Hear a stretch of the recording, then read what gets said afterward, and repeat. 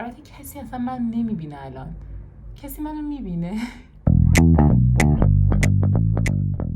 سلام، چطورین؟ خوبین؟ من فاطمه هستم، دانشجوی پرستاری و به یوتیوب من خوش اومدین.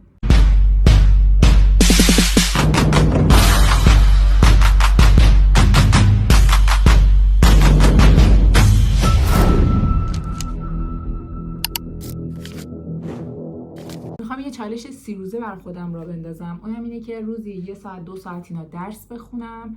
1 2 رژیم غذاییمو رعایت کنم.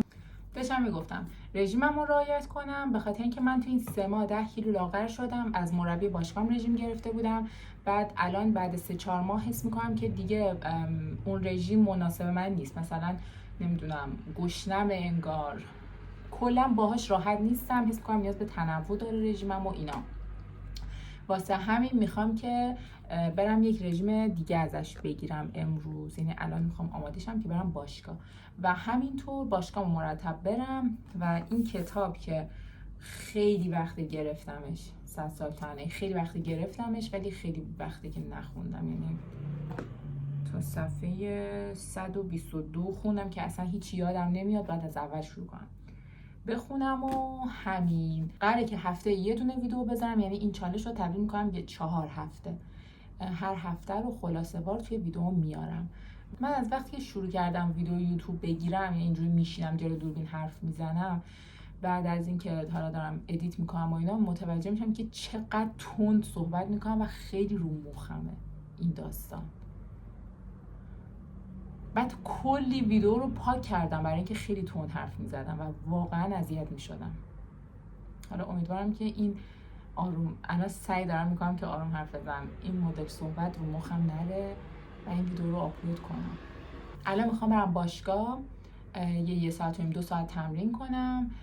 درس امروز رو خوندم، صبح ساعت 4 و 5 بیدار شدم، 1 ساعت و نیم اینا درس خوندم و برم بیام که تکلیف‌های کلاس زبانمو بنویسم. شام رژیمی درست کنیم چون صبحانه با دوستام رفتم بیرون و یه چیز غیر رژیمی پرچرب خوردم. از فردا هم رژیم می‌خوایم شروع کنیم که دیگه از این به بعد غذاهای رژیمی که درست می‌کنم و باعث شد که 10 کیلو کم شم هم اگر دوست دارید ببینید بهم بگید.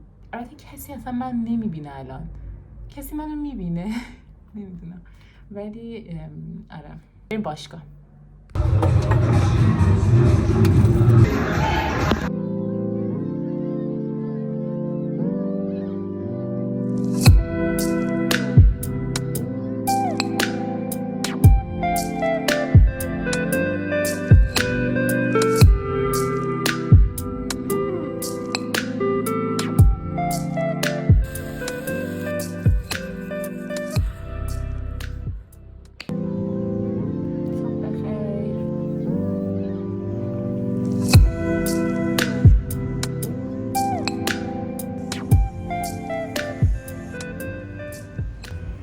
من صبح بیدار شدم، صبحونه خوردم و اینا.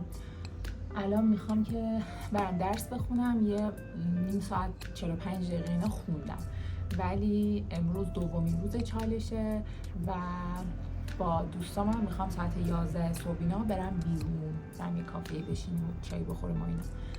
و اینکه همین بریم با هم دیگه درس بخونیم. اگر شما میخواید درس بخونید هم الان کاغذ خودکارتون رو بگیرید و برید درس بخونید و بهونه نیارید.